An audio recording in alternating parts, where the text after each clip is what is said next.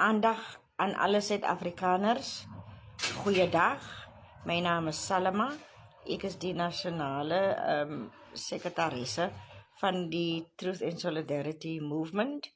Ek wil net vir almal vir julle vandag sê, so vinnig soos die president van Suid-Afrika, Cyril Ramaphosa, vir ons verkoop het, vir ons verneder het, in so gou en kort tydperkie in die White House, saam met Donald Trump, so vinnig gaan ons vir hom van die troon afhaal.